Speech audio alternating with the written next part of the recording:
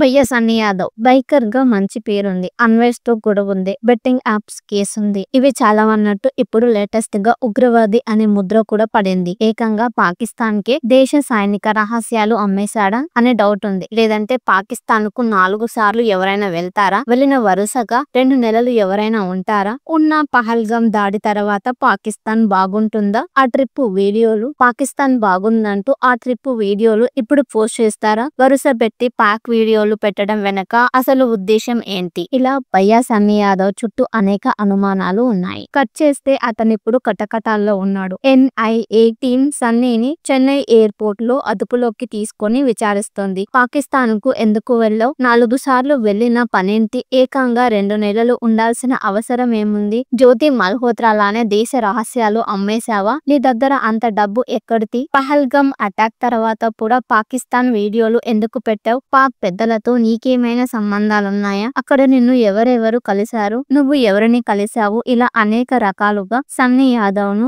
NIA ప్రశ్నిస్తున్నట్టు తెలుస్తుంది. భయ్యా Sunny Yadav arrest పై ఆయన తండ్రి రవి యాదవ్ తీవ్ర ఆందోళన వ్యక్తం చేశారు. తన కొడుకును ఎందుకు అరెస్ట్ చేశారు? ఎవరు అరెస్ట్ చేశారో తనకు చెప్పాలంటూ తన కుమారుడు ఉగ్రవాది కాదని అంటున్నారు. సన్నీ యాదవ్ టెర్రరిస్ట్ అంటూ జరుగుతున్న ప్రచారాన్ని ఖండించారు. తన కుమారుడిని NIA అరెస్ట్ చేసిందా? పోలీసులు అరెస్ట్ చేశారా అనేది తనకు ఇప్పటికీ తెలియదని చెప్పారు. Ravi Yadav betting apps promotion కేసులో వారం క్రితం SB పోలీసులు తమ ఇంటికి వచ్చారని, సోదాలు చేసి వెళ్లారని అన్నారు. ఇప్పుడు మళ్ళీ తన కొడుకును ఎవరు అరెస్ట్ చేయడం చూస్తుంటే భయంగా ఉందంటున్నారు. సన్నీ యాదవ్ ఇప్పటి వరకు సుమారు 40 దేశాలు వెళ్లాడని, అక్కడి పర్యటన ప్రాంతాలను తన వీడియోలో చూపించాడని అన్నారు. అలానే పాకిస్తాన్ దేశానికి కూడా వెళ్లాడని, అందులో తప్పేముందని ప్రశ్నిస్తున్నారు. గత ఫిబ్రవరిలోనే తన కుమారుడు పాక్ కు వెళ్లాడని, ఏప్రిల్లో పహల్గామ్ దాడి జరిగిందని, దానికి దీనికి సంబంధం ఏంటని ప్రశ్నించారు. సన్నీ యాదవ్ ఉగ్రవాది అంటూ,